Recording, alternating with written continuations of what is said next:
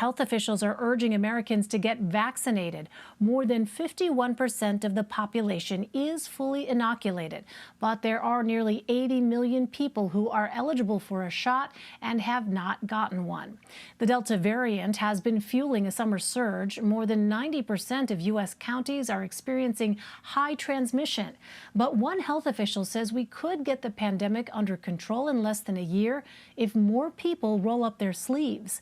Manuel Bojorquez is in Miami with the latest. A day after the FDA gave full approval to the Pfizer vaccine, health officials are urging businesses to step up. You have the power to protect your communities and help end the pandemic through vaccination requirements. Dr. Anthony Fauci said the country could get the virus under control by next spring if vaccination rates rise.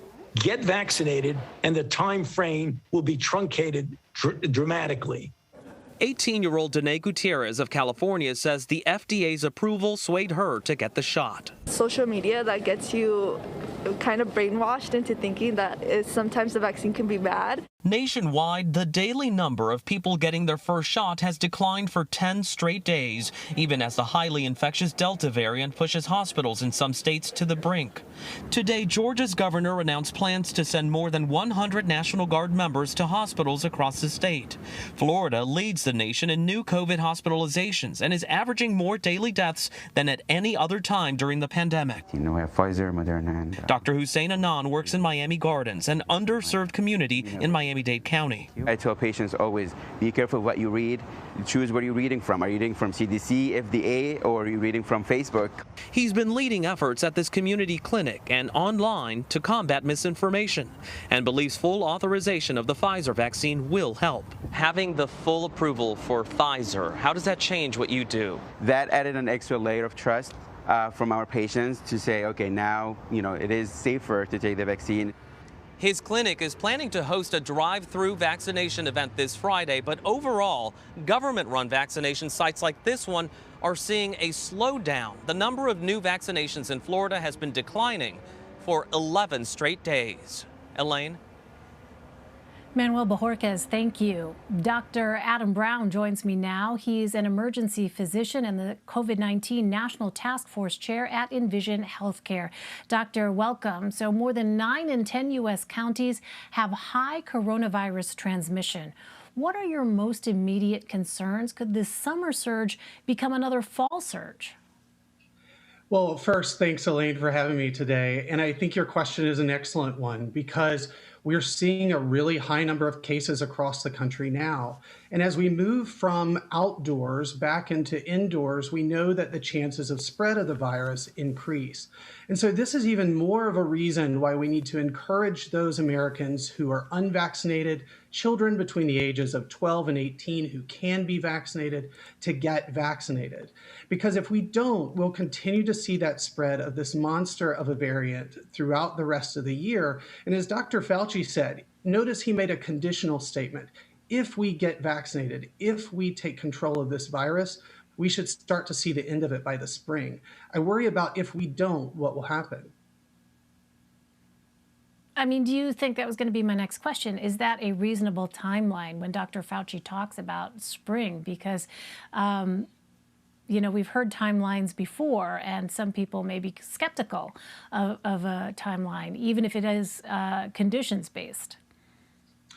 Yes, that's also a good thing to point out there, because timelines, while they're aspirational in nature, and I have to say, saying that the spring is an aspirational goal kind of hurts my heart just a bit. But the fact is that this is a very unpredictable virus. And what we have seen is as these variants have come over into the United States, or actually have grown here in the United States, and because we have not been vaccinated and not been speaking with one voice on how to attack the virus, i.e. ensuring that everyone is out there getting vaccinated, we're going to continue to see the spread. And so while I am hopeful to see the virus start to wane as more and more individuals get vaccinated, I'm also extremely concerned with new variants that could come about. In addition with that vaccine hesitancy that we're hearing so much about. So a new CDC report found vaccine effectiveness may be declining because of the Delta variant. So what would your advice be, doctor, to people who are already vaccinated? Well, I think number one thing is that, yes, we are starting to see that there is some waning efficacy of the vaccine when it comes head to head with the Delta variant. However, breakthrough infections are relatively uncommon, but what is more important is the uncommon nature of severe illness, hospitalizations, and death for those who have been vaccinated. So yes, we're starting to see a decline in the efficacy of the vaccine, but people should feel comforted in knowing that if they are vaccinated, that their chances of severe illness declines. As a matter of fact, today the CDC also reported that if you're unvaccinated, you have a 29.2 times higher chance of hospitalization versus if you are vaccinated. So that's even more reason that we need to ensure that everyone is getting vaccinated. But it does bring up the question of the importance of boosters. And so as we're starting to see, especially persons like myself, who are vaccinated in the early part of the year and starting to see some breakthrough infections, it kind of makes us starting to think about the importance of ensuring that we offer and have boosters and clear guidance on who and when people should get those booster shots.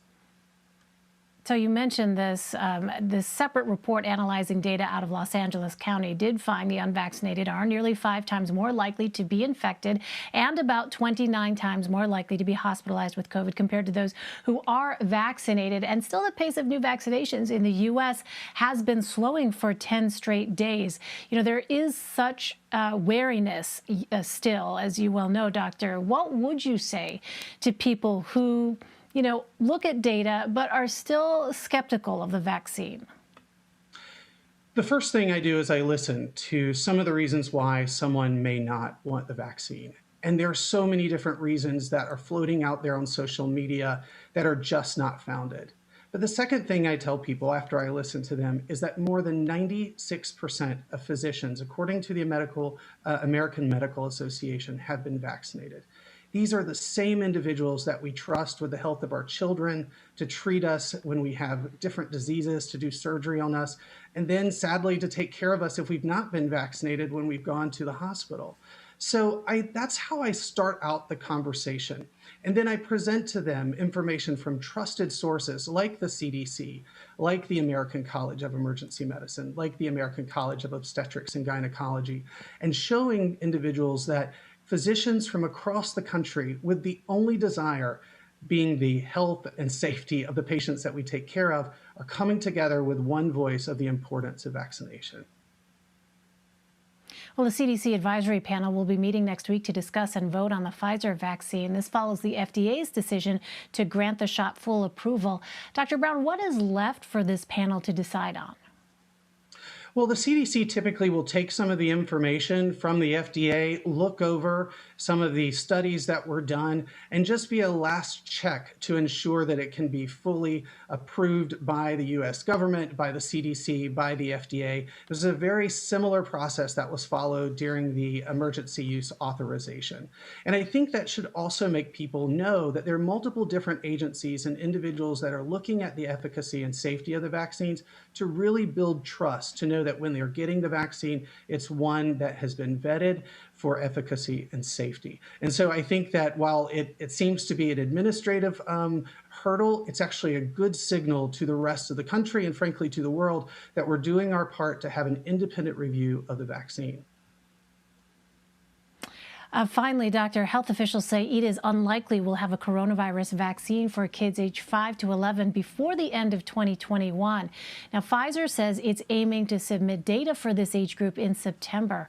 What does the FDA need to be sure of before it authorizes a pediatric vaccine? And is there anything that could delay this timeline any further? Well, to the last part of your question about the delay, some of it is associated with a number of people or number of children that are being recruited into the vaccine studies. And so, again, trust is extremely important here when advising physicians or approving a vaccine. And so not only do the companies, which I do not speak for, but in reviewing some of the literature and knowing how vaccines typically are approved, they want to ensure that there are a number of individuals who are being tested and for the vaccine. We saw that with the 3 phases of clinical trials associated with Pfizer, Moderna, and J&J. during the latter part of last year. So the same process needs to be followed. But part of the delay is recruitment. And so we want to ensure that a number of children are involved in the studies to ensure the efficacy and safety of the vaccine, and also to ensure that the dosing is appropriate. So we'll have to see, but I do think that this is also another signal that the FDA and the CDC want to be sure and safe in the release of the vaccine and the full approval of the vaccine for children. So many parents are so anxious about that pediatric vaccine. Dr. Adam Brown for us, doctor. Thank you so much for sharing your expertise with us. We appreciate it. Thank you so much for having me, Elaine.